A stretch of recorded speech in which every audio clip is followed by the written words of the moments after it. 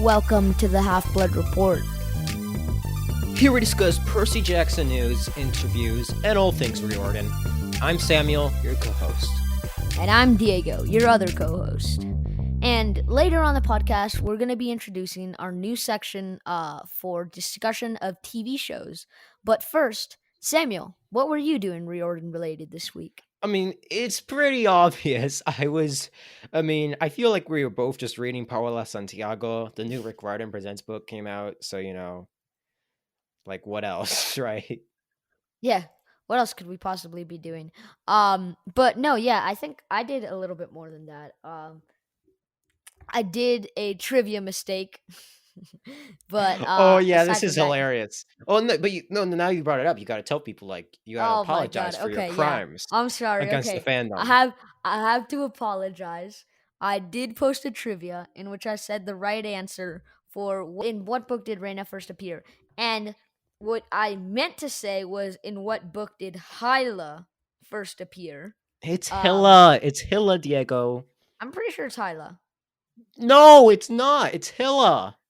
It's Hyla. Diego, this is wrong. Fight me. I'm saying Hyla for the rest of forever, and I will not change. Unless Rick Riordan himself, which, actually, Rick, if you do listen to this podcast, please don't do this. But unless Rick Riordan himself tells me that it's pronounced Hilla, I'm pronouncing it Hyla. Anyways, allow me to continue. What I meant to phrase the question as was, in what book did Hyla appear, right? In First appear. yeah, first appear, exactly. Because she does appear in the Sea of Monsters. However, Reina does not. We find out in the Son of Neptune that she was there And she did during stuff off the events. screen. Yeah, Yeah, during the events she which did Annabeth's, like, transpired. makeover off screen. Exactly. But since Percy Jackson and the Olympians is written from a first person point of view from Percy Jackson, then she was never actually mentioned in the book. So reading The Sea of Monsters without having read The Son of Neptune, you would not know About this character. about this character at all. Not even if you didn't know her name, you just wouldn't know about this character at all. Aside from assuming that somebody did Annabeth's hair. Oh, and can I say, to me, it was always a really big continuity error to me when Percy thought Reina looked familiar, having only ever seen her sister, and he saw her sister for like 5 minutes and he's lost all his memory. Like, if he had, like, maybe spent like a quest with her, like, let's say, I know this is like would totally mess up like the whole story and everything, and has, like, Rick wrote it well, but let's say, like, Percy, like Reina was like Zoe's sister, right? Then it would make sense to me that, like, Reina looked familiar. But for Percy to have lost his memory and then see someone that probably looked a little similar to someone he saw for 5 minutes, like 3 years Less than ago. 5 minutes. Yeah, less than 5 minutes, and also like All 4 Hyla years did in ago. yeah, exactly. All Hyla did in the entire book was She literally carried around a go. clipboard. Yeah, she literally walked in and was like, "Please come with me," and that's her only line. Well, no, that's not true. But that to me was always a big continuity error. That Percy's like, she looked familiar. I'm like, she probably did not. She probably did not. Actually, But also, actually, it doesn't even make sense for Percy's character because he's like ADHD, and yet he apparently has this really good memory for faces. Huh? yeah. I'd rather hear more about your mistakes than continuity errors. So My mistakes. Okay, well, in the Instagram quiz, I selected the Sea of Monsters as the correct answer, when actually the correct answer should have been the Son of Neptune. So I just like to apologize to everyone who got that question wrong. because you actually That didn't the get it correct wrong. Oh, and You also didn't get it wrong. You were if you right. put Sea of Monsters and you were like, "Yay, I got it correct," it goes green, down, thumbs down to you. Samuel, don't be mean to these people. But yeah, no, I just wanted to apologize about that. I think I already did on Instagram, but just kind of wandered itself into the podcast. But yeah, this week I was, as Samuel mentioned, reading Paola Santiago, which is a fantastic book.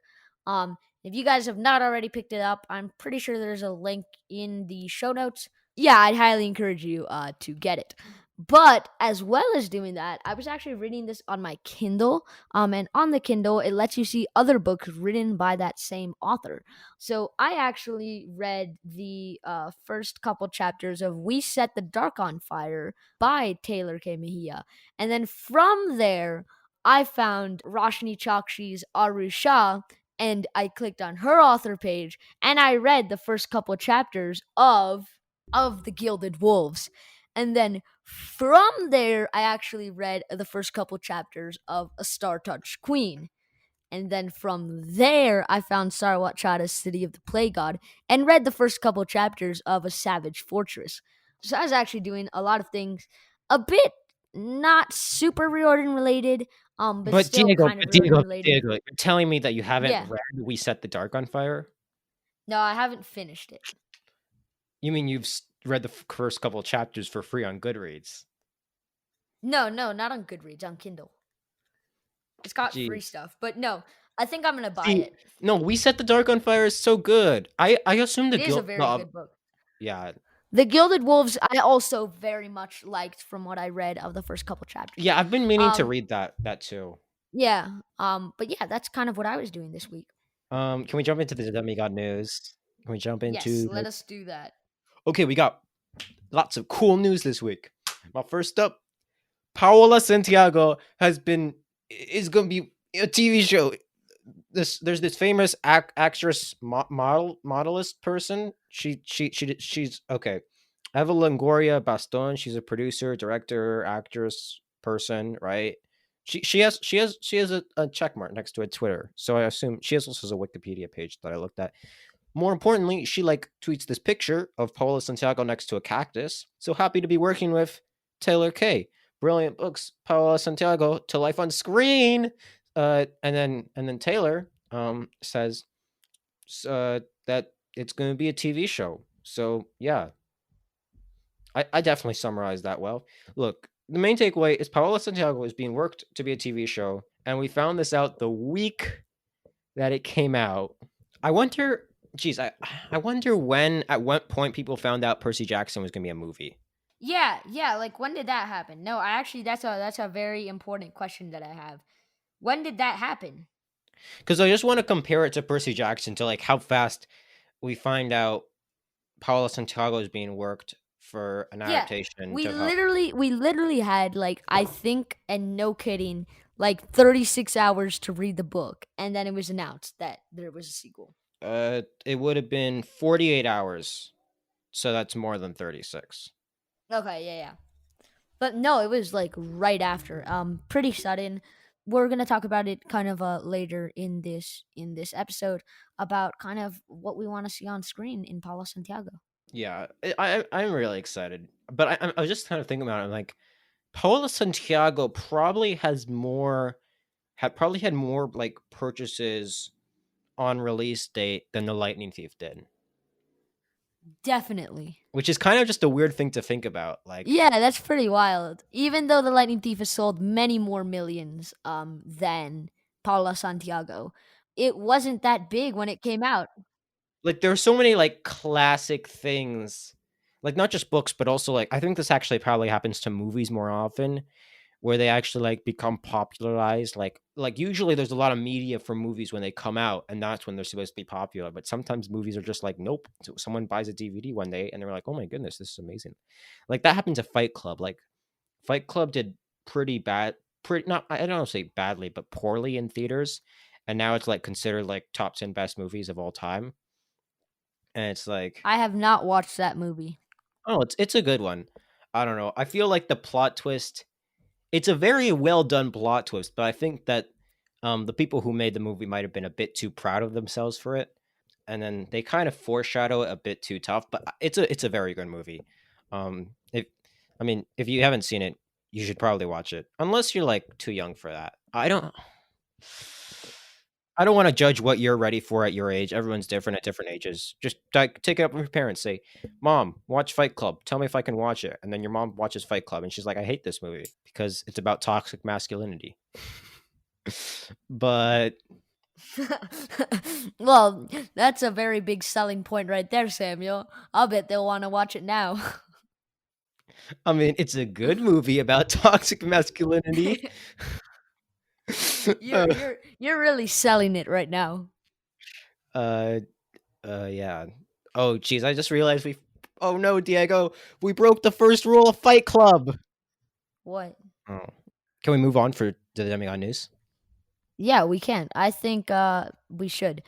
So next up on the Demigod news, Kwame and Balia announced that there would be a third book of Tristan Strong, a conclusion to the trilogy. So we actually already knew this about, I want to say, 9 months ago, 8 months ago. In February, you mean? Um, in February, yeah, we knew this was going to be a thing because it was actually mentioned in our interview with Stephanie Lurie. So that was actually kind of cool that they announced it now, but we're like, oh, we already knew this was gonna happen. Well, I think because the deal wasn't through. Like they had they like didn't have an official deal, but like now that it's official, they can talk about it. But I do want to Yeah, read this thing exactly. from the deal report. So, author of the New York Times bestselling Tristan Strong series, Kwame Mbalia's conclusion to the trilogy, in which Tristan and his band of allies, drawn from African and African American folklore, pursue their mortal enemy, King Cotton, one last time up the Mississippi River. To Stephanie Lurie for Rick Riordan Presents, in a very nice deal. Can I just comment that I've never seen them ever say in like a very bad deal or like in a very okay deal? So I just wonder like what a nice deal means. Like, is it like they gave them good money? Is it just like they were very nice about it? Their lawyers were kind. They were nice. They were polite.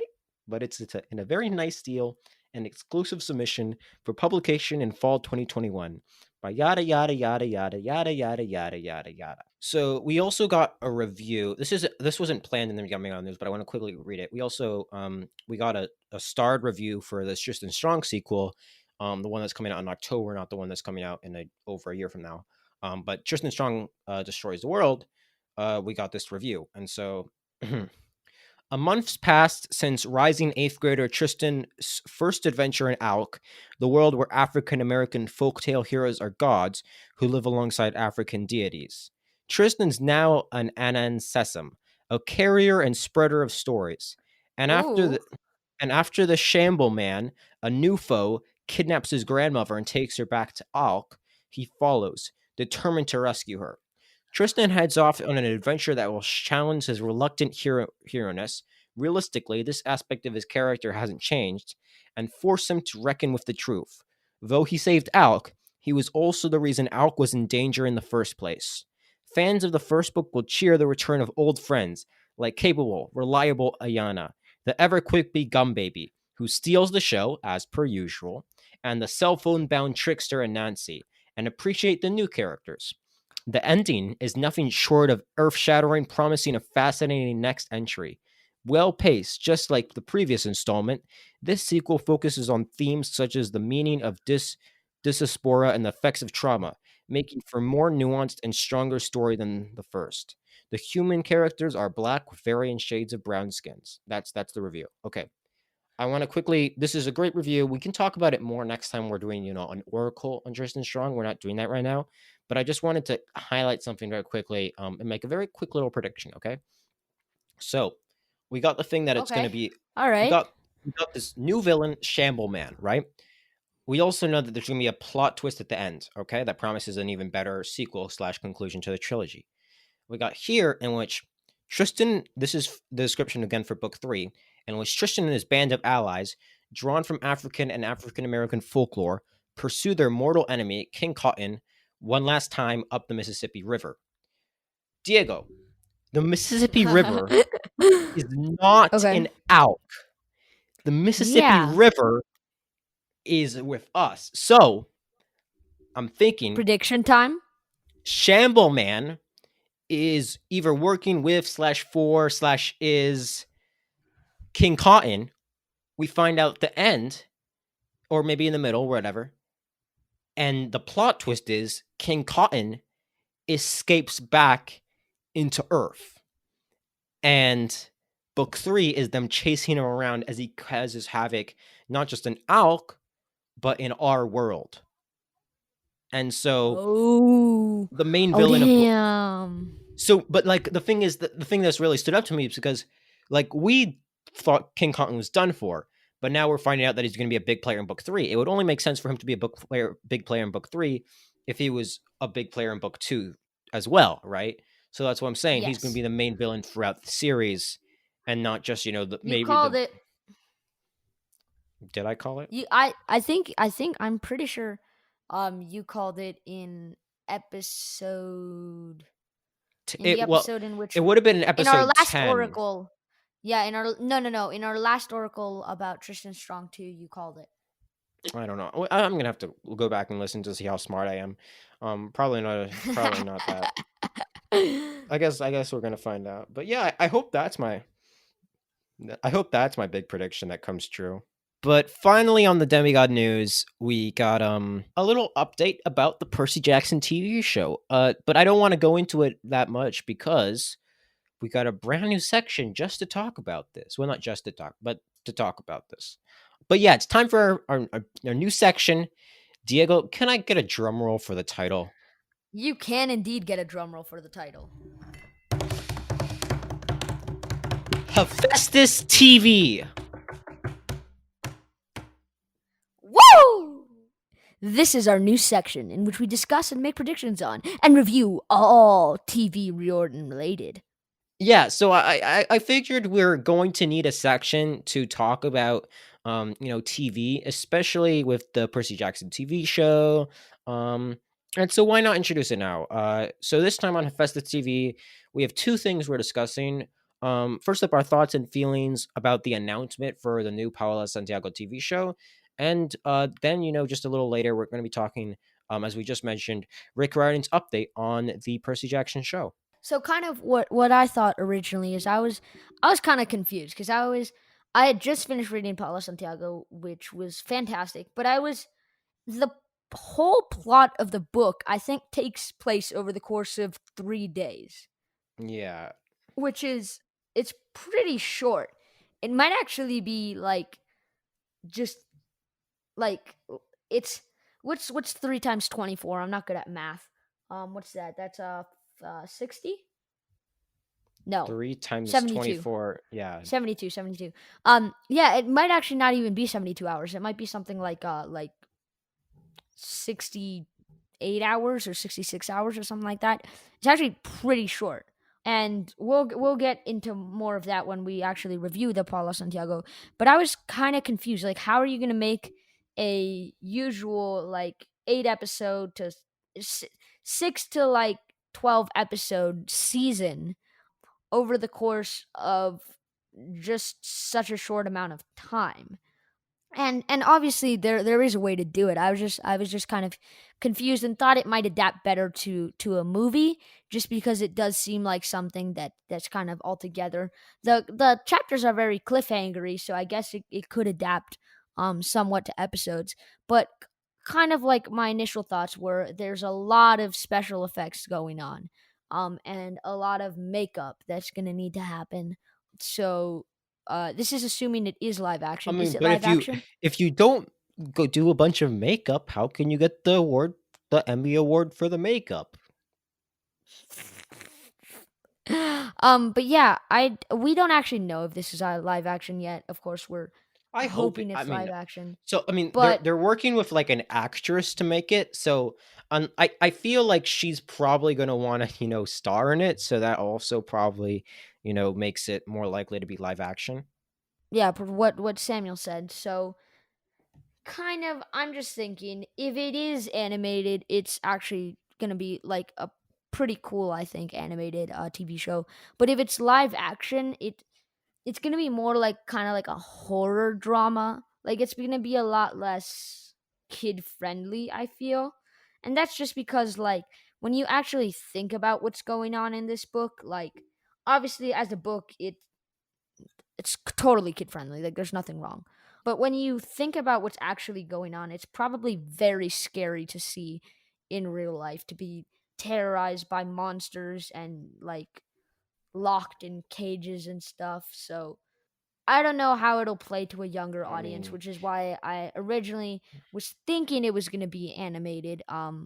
But if it is not animated, then I'm curious to see how they can balance the scariness of it while still leaving it like kid friendly. Yeah, so I have a couple theories for how they could take the plot and put it in, a TV show. It might just be like the pilot or the first sort of couple episodes that deal with the plot of the main episode. And then there are a couple things that could follow, right? So maybe the TV show takes long enough that they actually can do the whole plot of the series, right?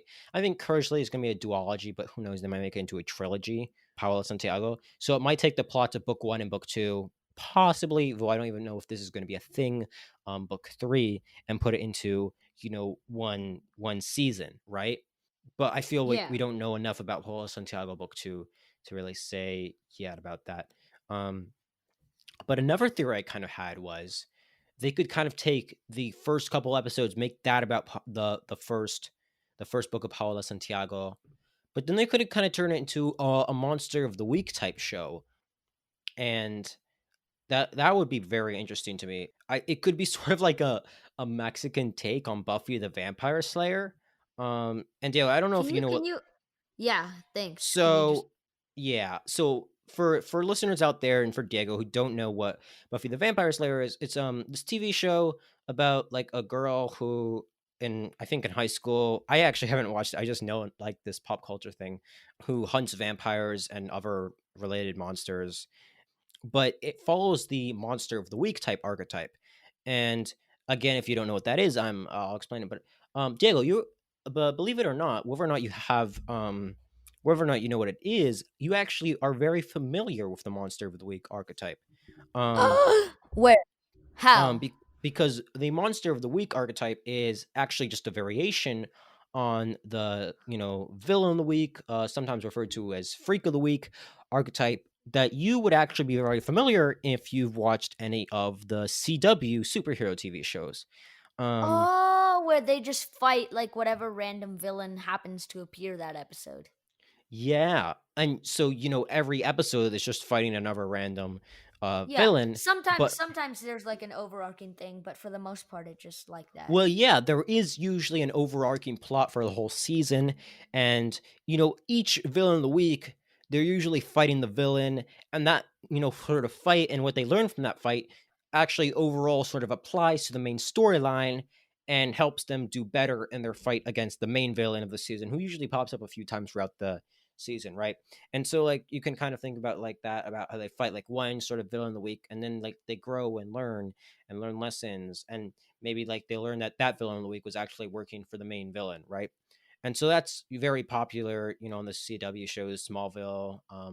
That's kind of called. I think that would be more freak of the week because they're superheroes, supervillains.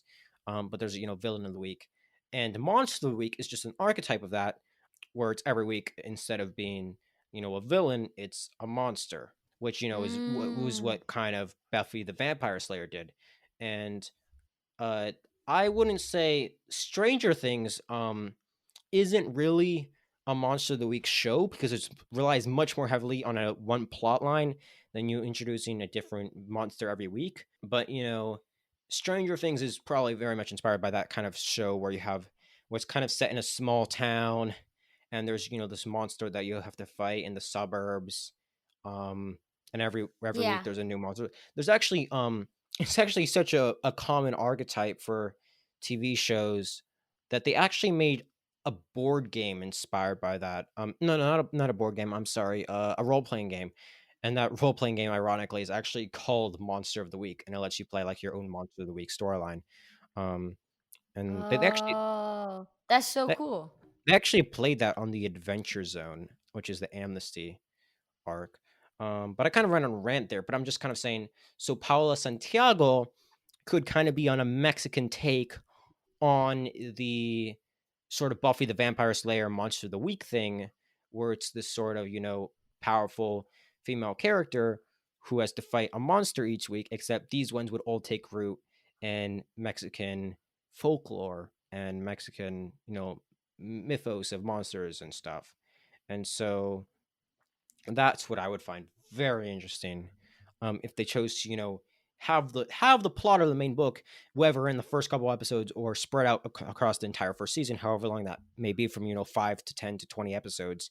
But then do the monster of the week archetype, and then we could learn possibly about even more monsters than we learned about in Paola Santiago. Well, I'm not sure there are enough monsters in Mexican folklore that could be covered, but like I don't know that much about Mexican folklore, so I cannot say. But Yeah, that's me just what neither. I Diego, you're Mexican. Do better than me. I know. I just don't know enough. Yeah, jeez. I wasn't raised there. I wasn't told scary stories or anything. I mean, that's probably good because the scary stories in Paola are freaky. Yes. Disembodied hands is not something I want walking around my nightmares. Don't be mean to your sister, or the disembodied hand will come and get you in the middle of the night and touch you. Yep, not the most fun thing. I can say. I can say that I would not love it if It's much less scary than your parents just being like, "I will hit you if you are mean to your sister." I just honest.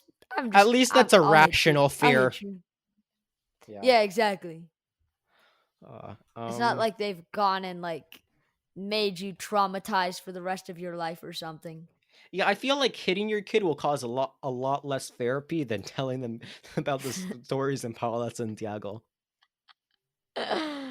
Yeah, yeah, it was kind of weird how like I was scared, but it was also like a kid's book at the same time. And that's pretty whack. Do you want to move on to the Percy Jackson TV show? Yeah, I would actually. Move us on. So, do you want me to read the update from Rick Riordan? I would like you to read the update from Jordan so that our listeners can kind of know what's up. Well, I just asked if I wanted to do it, but then I looked at how long it was. Then I'm like, oh no, I can't read this. But you just said yes, so here we go. Mhm. Or read the chunky bits. The bits that have the info we want. Diego, there's just one really long bit. How can I find the important information in it? I don't But know, isn't that kind of our job? okay, so I'll read it. That'll be my job. You can find the important information as I read it to you. Okay, maybe the listeners can also do it, and then the listeners will find all the important bits, and you'll be like, "Oh my goodness, did you notice that utterly unimportant detail?" Um, so the Percy Jackson TV show. Not much to report that is new on this front. I know you guys are dying for updates, but it's still very much in the early stages. A little background. Becky and I first announced that we'd reached an agreement to bring Percy Jackson to Disney Plus on May 14th. At that point, we were confident that we had the deal closed. We had agreed on all terms verbally, and the various entities at Disney were okay with us leaking the news to you guys, the fans. It's safe to say your enthusiastic response made an impression on Disney. The good news, we told you as soon as we could. The bad news, we told you really early, so there was still a ton of waiting ahead of you. Since then, we've been having lots and lots of video meetings with our team trying to nail down the pilot script for the series. I know you probably think, how hard can it be? Just follow the book. But it's really not that simple. I understand going into this that TV was a very different storytelling medium than novels, but I have developed a new appreciation for just how tricky the adaptation process is. I've been grateful to have a lot of experienced people helping me find my way, but we're still a long way from an approved outline. The outline has to be just right because it sets the tone and pace for the entire series. It has to be faithful but fresh, true to Percy but also compelling TV. It has to be uh, it has to be something that everyone feels great about. The folks at the streaming service, the folks at the studio, the creative team for the show, and Becky and me, who are acting as guardians of the source material. Adapting the novel right is a bit like using the Star Trek transporter, disassembling the story into billions of atoms and then reassembling them at the surface of an alien planet and hoping it comes out right. We are not there yet. Until everyone agrees we have the right approach, I can't promise you anything is for certain, but we are still trying hard and spending enormous amounts of time and thought to get it right. I'll let you know when I can tell you more. Oh, jeez. I mean, I kind of expected this. Like I don't see why people don't realize that he told us as early as we could, as early as they could, and that's why we have so much waiting. Like, of course they're not doing casting because they haven't finished writing the show. People be out here on the Twitter like, cast me as Leo. There's like 10 years until they do the Lost Hero. Like, be quiet. Well, maybe not 10, but like at least 5. Hey, let's think. I would say, oh, you want to actually, let's do bets, okay? I'm going to say first episode, Percy Jackson TV show goes on Disney Plus 2024. That's actually low-key kind of what I was going to say. I might do 2023. 2023. That's your guess. Yeah, that's my guess. Okay. I'm cool with this. Okay. Yeah. So basically, No more evil bets happening on the show. well, no, we got to add some stakes to it. Oh god. Oh no. Please. It wasn't my fault. I didn't mean to do They this. don't have to be high stakes. They just have to be a stake. Yeah, like a single stake. Like, who gets the stake? Exactly. No. Wait, But that's genius. But that's not very good for the fans. Like, we can't tell the fans like who gets a steak. Like, I'm not going to be able to prohibit you from eating a steak. No. How about this? If you win, Yeah. I will eat a steak live. I don't understand. I don't know if that's a good or bad thing. I don't know, but it's weird, and I don't want to do it. So that's good. And if Well, I win, you have to eat a steak live. Or maybe not live, but you have to post a video of yourself eating a steak from start to finish. I don't know if I've ever eaten a whole steak. Well, it doesn't have... I don't know. Like, yeah, it has to be a whole steak. A whole steak. This seems like a very... I don't agree to these terms. What do you mean? Well, these are low stakes. Low stakes? It's literally a steak. Yeah, that's why it's low. It's gotta be more than a steak. Okay. We gotta have stakes in this, not steaks. Okay, steaks. How about if you win, I will stab multiple steaks into a steak. No, stop with the steaks, okay? Jeez. Okay. Are we done? I think that's it for this episode of the Half-Blood Report. We have to stop ending on bets. We only did it twice. Don't worry about it. It's not that much. If we do it next week, then we know that like we've got some sort of gambling addiction. Yeah, exactly. We have a problem.